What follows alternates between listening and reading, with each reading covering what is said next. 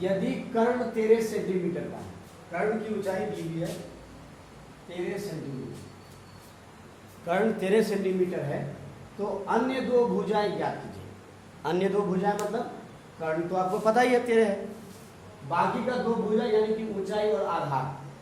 आधार को हम माने हैं, आधार के हिसाब से ऊंचाई है, तो आधार और ऊंचाई क्या है वो निकालना है।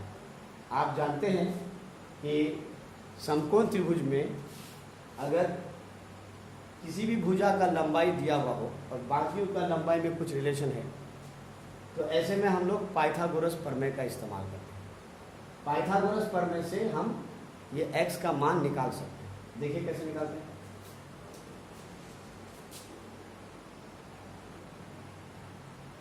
सबसे पहले जिसको माने हैं वो लिखेंगे, तो लिखेंगे माना कि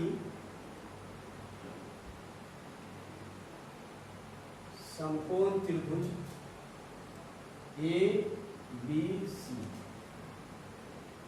ABC का आधार बराबर XC है।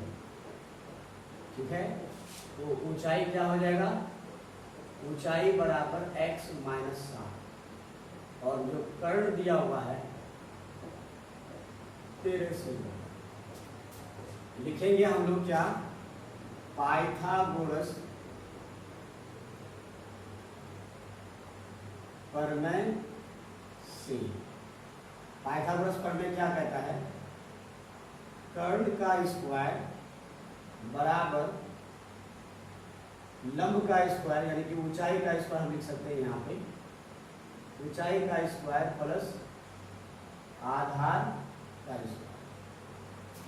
ठीक है, कर्ण कितना दिया हुआ है 13 स्क्वायर, ऊंचाई कितना दिया हुआ है x माइनस 7, इसका स्क्वायर, आधार दिया हुआ है x, तो x का स्क्वायर। यहाँ पे दो पद था इसलिए ब्रैकेट लगाए, यहाँ पे भी लगा सकते हैं, नहीं भी लगा सकते। तो 13 का स्क्वायर करेंगे तो 169 हो जाएगा, बराबर a minus B whole square बराबर a square minus 2ab plus b square मतलब 7 स्क्वायर, और प्लस क्या हो गया x स्क्वायर। ठीक है, अब आइए 169 बराबर x स्क्वायर, और x स्क्वायर क्या हो जाएगा 2x स्क्वायर माइनस 7 गुना 14x, ये 2 7 14 प्लस 7 स्क्वायर यानी 49, 7 गुना 7 7 7 49। अब इसको क्या करना है, मानक रूप में लिखना है। ठीक, तो हम 169 को उठा के इधर लिखा,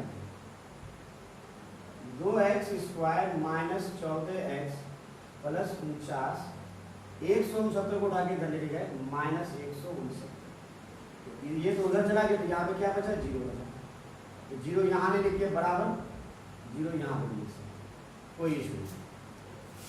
ठीक है, अब क्या हो गया यहाँ पे देखिए 2x स्क्वायर माइनस 14x, 169 में 49 घटाएंगे तो माइनस हो जाएगा 120 बराबर 0। अब देखिएगा 2 यहाँ पे है, 14 के गुणनखंड में भी 2 आता है, 120 के भी गुणनखंड में 2 आता है, बराबर। हम 2 कॉमन ले सकते हैं, 2 कॉमन लेंगे तो क्या बच गया x square minus 7x minus 60 गुना 120 बराबर 0। ये 2 गुना में है, x square minus 7x minus 60 बराबर 0। ये 2 गुना में इधर आके भागा हुआ है, तो ये इतना स्टेप लिखने की जरूरत नहीं है, आप यहाँ पे डायरेक्ट 0 लिख सकते हैं। ठीक है, ये हमारा आ गया समीकरण।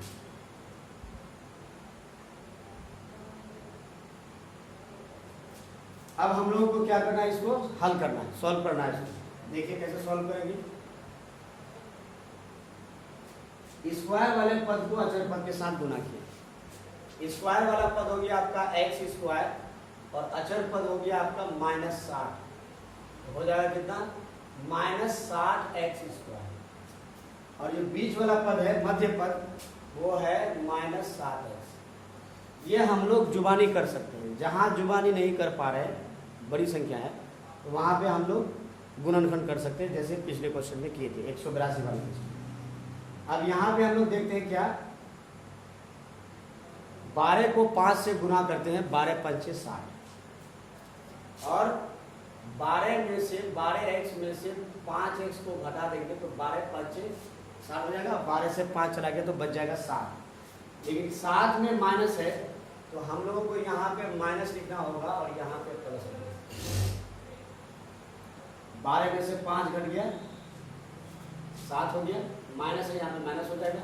12 को 5 से गुना करेंगे, 12 पंचे 60, माइनस 12 है तो माइनस 7x स्क्वायर हो जाएगा। तो कैसे तोड़े हम लोग, ये आप नोट कर लीजिए या देखिए बढ़िया से।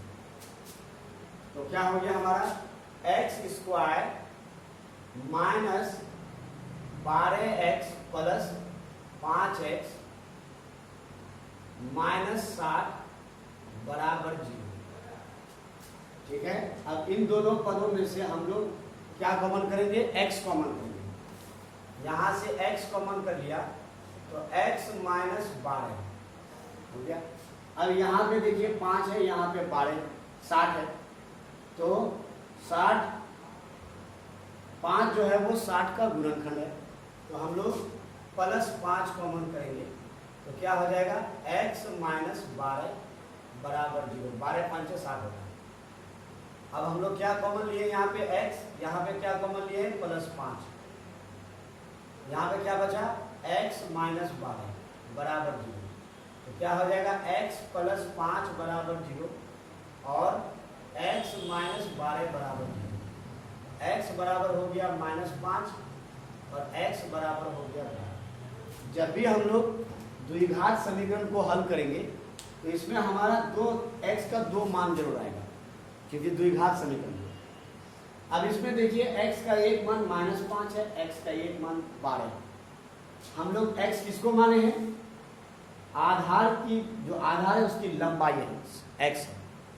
आप जानते हैं कि लंबाई कभी भी ऋणात्मक नहीं हो सकती, लंबाई कभी भी ऋणात्मक नहीं होता है, लंबाई हमेशा धनात्मक ही होगा। यहाँ पे तो हमारा एक ऋणात्मक आ गया तो ये क्या हो जाएगा अमान्य हो जाएगा, तो यहाँ पे हम लोग इसको लिखेंगे अमान्य। तो हमारा एक x का जो मान हो गया 12, वो हमारा आंसर होगा। x किसको माने हैं, आधार को। आधार बराबर x बराबर 12 सेंटीमीटर। और क्या निकालना था, ऊंचाई निकालना था। ऊंचाई बराबर x माइनस 7, यानी कि 12 माइनस 7 बराबर क्या हो गया 5 सेंटीमीटर। अब आप इसको चेक कर सकते हैं, कर्ड स्क्वायर बराबर ऊंचाई स्क्वायर प्लस आधार स्क्वायर, ऊंचाई यानी लंब स्क्वायर। ऊंचाई कितना है हमारा 5, तो 5 स्क्वायर 5 5 25, और आधार कितना आया है 12। 12 का स्क्वायर कितना होता है 144। ये क्या आ गया कर्ण का स्क्वायर, कर्ण का स्क्वायर कितना आ गया 169। 169 किसका स्क्वायर है 13 का स्क्वायर। तो ये हमारा आंसर सही है, ये हमारा क्या हो गया आंसर। देख रहे हैं कि अब हम लोग का जो छठा क्वेश्चन है, ये क्वेश्चन थोड़ा लंबा है और वीडियो भी थोड़ा लंबा हो चुका है, जिसको अपलोड करने में भी थोड़ी परेशानी है।